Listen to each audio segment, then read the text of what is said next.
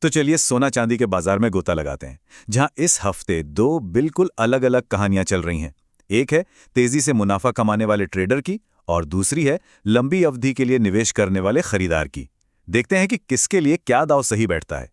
चांदी की कीमतों में जो तेज गिरावट आई है उसने कई लोगों को चौंका दिया है, जबकि सोना वो काफी हद तक अपनी जगह पर टिका हुआ है। अब यही स्थिति एक बड़ा सवाल खड़ा करती है। क्या ये गिरावट खरीदने का एक सुनहरा मौका है, या फिर ये एक जाल है जिससे बचकर निकलना ही समझदारी है? इस पहेली को सुलझाने के लिए हमें पहले ये समझना होगा कि दुनिया भर में ऐसा क्या चल रहा है।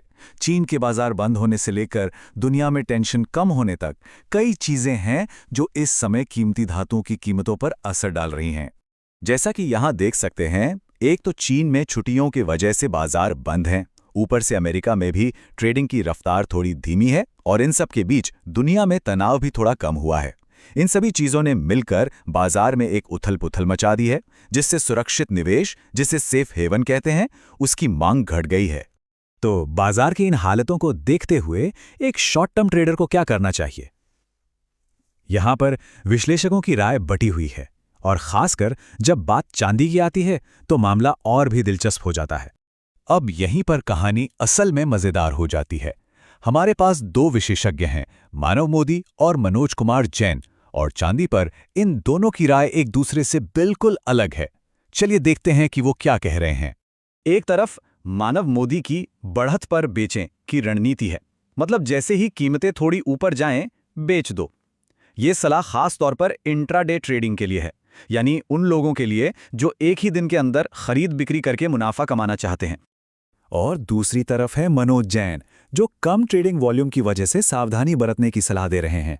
देखिए, कम वॉल्यूम का मतलब है कि बाजार में कम हलचल है, जिससे कीमतें अचानक से बदल सकती हैं। इसलिए वो गिरावट पर खरीदें की रणनीति सुझाते हैं, यानी जब कीमतें नीचे आएं तब खरीदने का मौका है। दिलचस्प बात यह है कि जहां चांदी को लेकर विशेषज्ञों की राय इतनी बटी हुई है, वहीं सोने पर लगभग सब एक ही बात कह रहे हैं।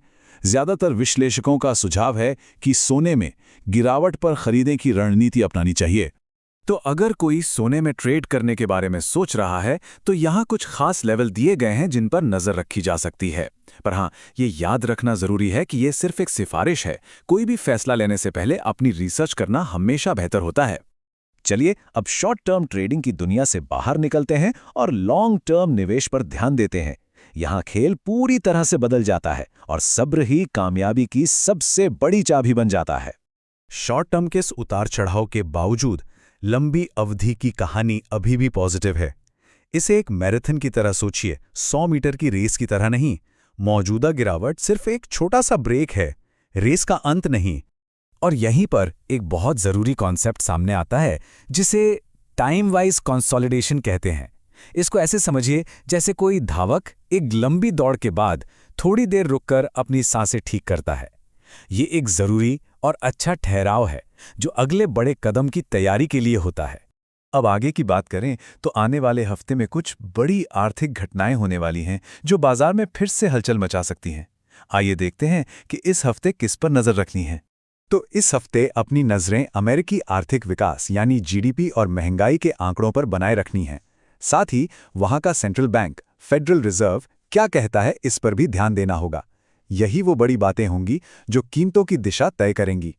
और ये हमें हमारे अंतिम निष्कर्ष पर लाता है, जो इस बाजार में आगे बढ़ने के लिए दो अलग-अलग रास्तों को बहुत खूबसूरती से दिखाता है। एक है ट्रेडर का रास्ता और दूसरा है खरीदार का। तो कुल मिलाकर बात यह है कि एक एक्टिव ट्रेडर मौजूदा उतार चढ़ाव में ही अपना मौका ढूंढता है, जबकि एक लंबी अवधि का खरीदार इसे एक रणनीतिक इंतजार के खेल की तरह देखता है। अब सवाल यह है कि कोई किस कैटेगरी में आता है। तो ये हमें इस अंतिम सवाल के साथ छोड़ जाता है। एक तरफ शॉर्ट टर्म का शोर है और दूसरी तरफ लॉन्ग टर्म के संकेत। ऐसे में किस रास्ते पर चलना सही होगा, ये चुनाव हर किसी का अपना है।